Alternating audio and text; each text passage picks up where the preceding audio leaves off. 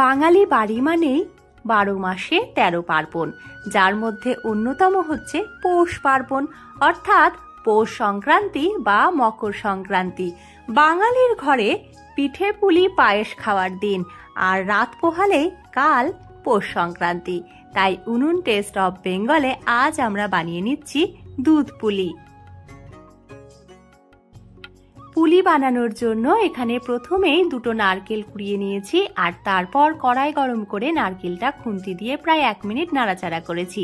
দিয়ে দিয়েছি 1 কাপ পরিমাণ চিনি, আর তার সাথে নিয়েছি প্রায় এখানে 200 গ্রাম মতন পাটালি গুড়। এই পাটালি গুড় ছোট ছোট করে কেটে নিয়ে এবার নারকেলের সাথে মিশিয়ে নিচ্ছি।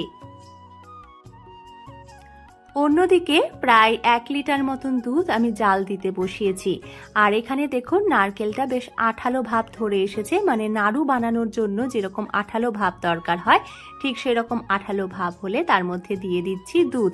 না, আমি না, এখানে দিচ্ছে আমার মা। আর দুধ দিয়েছি প্রায় এখানে 1 লিটার, সাথে দিয়েছি একটা এলাচ আর দিয়েছি তেজপাতা, এতে করে ক্ষীরের মধ্যে ভালো একটা সুগন্ধ আসে। যেহেতু দুধের পরিমাণ বেশি দিয়েছি, দেখতেই পাচ্ছেন যে এই ক্ষীরসার রংটা কত সুন্দর হচ্ছে এবং বেশ পায়েসের মতন বা ক্ষীরের মতন জমে আসছে। এটা খেতে খুবই সুস্বাদু হয়, তবে আপনারা চাইলে দুধের পরিমাণ কমিয়ে নিতেও পারেন। পুলি বানানোর জন্য দরকার আমার চালের গুঁড়ো, আর এই চালের গুঁড়ো ঠান্ডা জল দিয়ে তো একদমই মাখানো যাবে না, গরম জল দিয়েও কিন্তু রুটি বানানোর মতন করে মাখানো যাবে না। গরম জলে, অর্থাৎ ফুটন্ত গরম জলে এই চালের গুঁড়ো দিয়ে প্রায় 1 মিনিট মতন রান্না করতে হবে বা সেদ্ধ করতে হবে। ক্ষীরসা আমাদের রেডি হয়ে গেছে, দেখতেই পেলেন ঘন হয়ে এসেছে। এবারে কড়াই থেকে ছেড়ে ছেড়ে আসছে। ক্ষীরসা আমি নামিয়ে নিয়েছি, আর চালের গুঁড়োটা এইভাবে এবার আটা বা রুটি বানানোর জন্য, লুচি বানানোর জন্য ময়দা যেভাবে মাখতে হয় ঠিক সেইভাবে মাখিয়ে নিতে হবে, তবে কিছুক্ষণ পর যাতে গরম ভাবটা অনেকটা কমে যায়। পুলি বানানোর জন্য এখানে আতপ চালের গুঁড়ো নেওয়া হয়েছে, কিন্তু আতপ চালের গুঁড়ির পুলি অনেক সময় কিন্তু ঠান্ডা হলে বেশ শক্ত হয়ে যায় এবং যাদের দাঁতের সমস্যা রয়েছে তাদের খেতে অসুবিধা হয়। তাই ছোট্ট একটা টিপস দিয়ে রাখি, এই চালের গুঁড়োর সাথে অল্প একটু সুজি কিংবা ময়দা আপনারা দিয়ে দিতে পারেন, এতে করে পিঠে কিন্তু নরম থাকবে।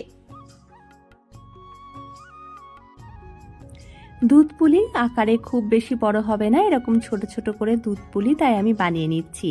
আর দুধ পুলি বানানোর জন্য প্রথমেই দেখুন ছোট ছোট করে লেচি কেটে নিচ্ছি, যেমন লুচি বানাতে গেলে লেচি কাটতে হয় ঠিক সেরকম। আর তারপর ওই লেচিটাকে হাত দিয়ে এরকম ছোট বাটির আকৃতির করে নিয়ে তার মধ্যে দিয়ে দিচ্ছি ক্ষীরসা, আর এইভাবে খুব সাবধানে মুখটা বন্ধ করে নিচ্ছি। দোকানে বা বিভিন্ন মেলায় পিঠে তৈরির জন্য পিঠে মেকার পাওয়া যায়, সেসব দিয়েও আপনারা পিঠে বানিয়ে নিতে পারেন, তবে আমি সাধারণত হাতেই বিভিন্ন জিনিস বানাতে পছন্দ করি, তাই আমাদের বাড়িতে পিঠে মেকার থাকলেও আমরা সবাই মিলে হাতেই পিঠে বানিয়ে নিচ্ছি।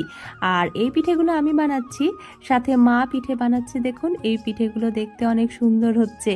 আমার ঠাকুমা আরো বেশি ভালো পিঠে বানাতে পারত।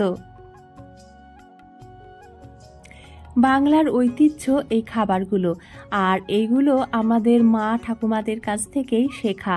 আমি একা হাতেও কিন্তু পিঠে বানাতে পারি, অন্যান্য বার সঙ্গ না পেলে আমি একাই বানাই, তবে এবার যেহেতু আমি মায়ের সঙ্গ পেয়েছি তাই একসাথে আমরা বাড়িতে বানিয়ে নিচ্ছি। প্রতিটা মানুষের জীবনে তার বেড়ে ওঠাটা খুব বড় রকম ব্যাপার হয়ে থাকে।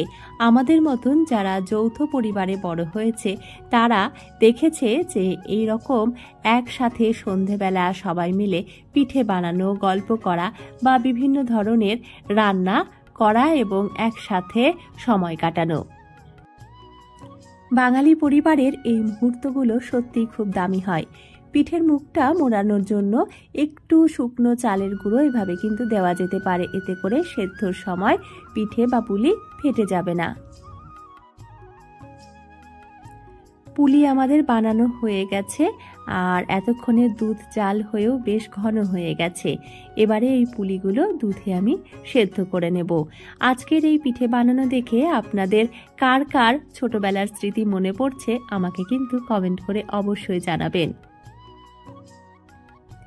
দেখে বুঝতেই পারছেন দুধ কতখানি ঘন হয়ে এসেছে। এবারে সুগন্ধের জন্য দিয়ে দিলাম একটা তেজপাতা আর একটা এলাচ। এই এলাচটা আমি গোটা দিচ্ছি, তবে এলাচ গুঁড়ো করেও দেওয়া যেতে পারে এবং সেটাই বেশি ভালো হয়। দিয়ে দিলাম আমি পাটালি গুড়। এবারে আঁচ কমিয়ে রান্না করছি যতক্ষণ না গুড় গলে যাচ্ছে, আর তারপর দিয়ে দিচ্ছি বানিয়ে রাখা পুলিগুলো। তারপর 4 থেকে 5 মিনিট ওই হালকা আঁচেই আমি রান্না করে নেব, আর এতে করে পুলি পিঠেগুলো খুব সুন্দরভাবে সেদ্ধ হয়ে যাবে। গুড়ের সাথে অল্প একটু চিনিও কিন্তু আপনারা মেশাতে পারেন, আর যারা একটু লবণ খেতে পছন্দ করেন তারা 1 চিমটি লবণ দিয়ে দেবেন। আমাদের বাড়িতে কখনোই এই পিঠেতে লবণ দেওয়া হয় না, তাই আমি লবণ দিইনি। পিঠে ঠান্ডা হলেই খেতে বেশি ভালো লাগে, তবে গরম গরম পিঠে খাওয়ারও কিন্তু আলাদা মজা। দিদি, দুধের কি জানো ওটা? এটা দুধ পুলি। অনেক সুন্দর দিদি।